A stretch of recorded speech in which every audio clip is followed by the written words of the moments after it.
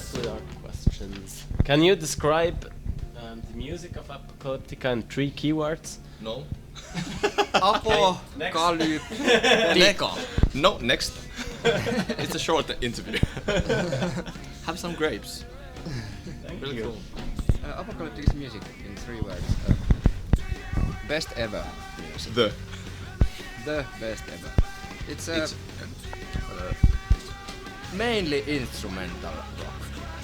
It's mainly instrumental. One word. Mainly instrumental rock. Well done. Jolly good. Okay. Look at the things that this person sticks into his ears.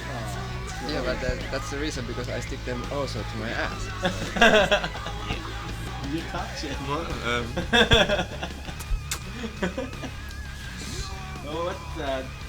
what's the meaning of your name?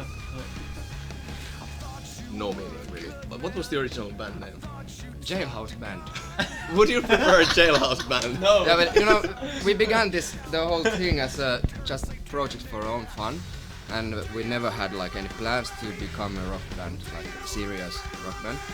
So in the beginning we made some gigs, first gigs where we in student parties and these kind of places, and we had to call ourselves somehow, and it was like Jailhouse band performing Metallica songs. But then we got this offer for the record deal, and there was the situation that you have to pick up something maybe more cool or something. And Apocalyptica is basically, it doesn't mean anything for us, but it's just a good sounding word. Like cliche. Metallica. Metallica connected in the ending of the word. And of course we feel like we are 4 horsemen of the apocalypse. Okay. And the coolest thing is that I wasn't then on the band, but the guys thought that it's really cool and international name. But though we have now like a record company based in London and New York, none of them can pronounce Apocalyptica. It's Apocalyptica. Apocalyptica. Really international. Which other bands influenced you in your style? We know that's Metallica a lot, but are there other bands? I think this is sort of a melting pot, really, that not specific bands have really straight influences, but the people really listening to different kind of music, every one of us, and I think that makes the sort of like really what Apocalyptica is all about. That Even you can. I believe like. What's our name again? I want to play an AC/DC. I can't say our name. You should play ADHD. Yeah. Actually, Apocalyptica's influences come from really many different kind of places. So all kind of bands what we have been listening. So of course you can hear Slayer influences in some songs, even from the latest album. There is one really like Slayer kind of a song. And but other favorites at the moment, for example, for me, is Rammstein, or then a couple of really cool Finnish bands like Children of Bodom, and Stamina is a really good band in Finland. Yeah. Kinds of then like System of a Down. I think it's something that quite many of us really appreciates, or Tool from the modern metal bands. Yeah. And what is the best compliment that somebody made you about your music and your career? It can be sexual. It's not. It's always sexual. One of the coolest thing is that if a girl comes to say to me that I love the way how you play cello, could you treat me the same way? And then I'm asked, are you serious? Which part do you mean? Basically, I don't beat the women. Yeah. Okay. Just soft. Cool part was when we were doing this album and Last Hope track where Dave Lombardo plays drums, and we were in studio. He was recording it. We did it basically like we did a demo version with Eka of the song. I played the drums and Eka played the cellos, and then we sent that to Dave that he can learn the song and then play his own drum ideas on top of that. And we were listening the track in the studio back and forth, his playing and his version and versus the original demo. And then on some point he was listening, whose drums is this? Is this you playing or me playing? And that was sort of a compliment. Cool. Yes. Which are the 5 albums that you would save from a fire? If your house burns? Your wife burns? 5 albums. I can be the first. First and foremost, always is Sgt. Pepper's Lonely Hearts Club Band. That is the must. That is the one really to keep. Then I would say,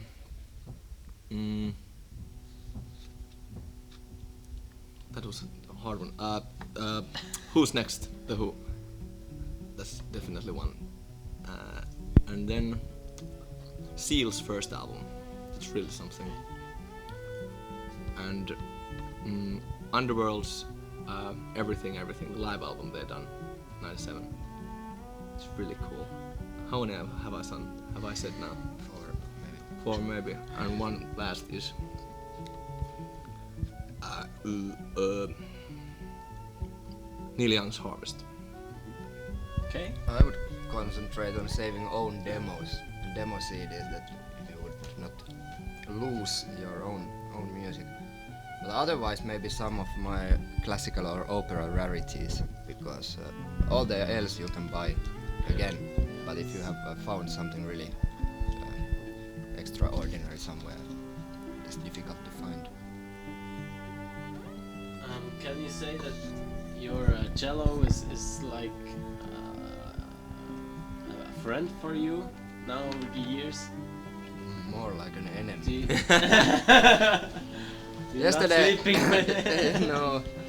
Yesterday I was practicing a little bit, and actually it was really funny because it sounded horrible. And then I said to Antero, to this one cellist, actually I do not like to play cello in any form, not as a hobby or neither as a profession. But luckily, yeah. But that was because I felt so bad in the practicing. But, Though you've been practicing a lot. yeah, once in a year. Always. It's really good. It's fantastic. There was this tragic incident in Finland now. Yeah, just got the newspaper from Yeah, fucking hell. that's really dramatic, and we heard already that this guy was listening to Rammstein. And do you think that media and politicians take as first thing rock music to? Of course, anything away from themselves. Yeah. Who do you think takes more responsibility? The guy who plays rock with the guitar, or a politician who sends troops to kill some fucking civilians in the other side of the world? Or then the like right-wing politicians making decisions that the people get poor and gets unemployed really easy. I think that's the reason of the rock music. And basically there was quite much massacres and all kind of shit already in the Shakespeare's time, when no music was being heard from CDs. So it's impossible to say what influences and effects to whatever. But yeah, it really irritable, horrible thing. Could you possibly write a song in memory of the people that lost their life that day? This kind of incident, it might be or could be really an influence for a song. If there would be a possibility now to go to studio, you would make most likely quite angry song out of it, or melancholic or whatever. But everything what happens around, and of course this kind of happenings, they affect for your own life as well, because it's happening in our home country, so it's really like in our backyards. This, of course, it affects, and everything that happens in the world somehow affects their own work.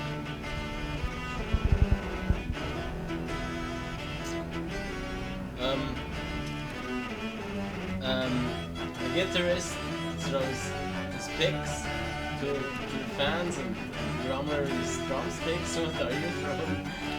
Show. I'm throwing up.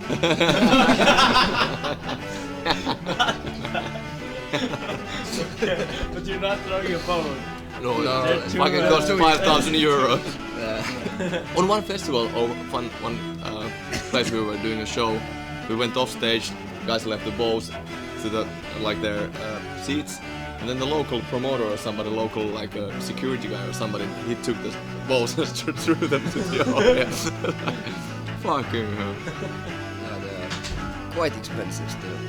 Like, we are not using the most expensive instruments or bows on earth, but still, of course, they are But if we break strings or something, we always throw.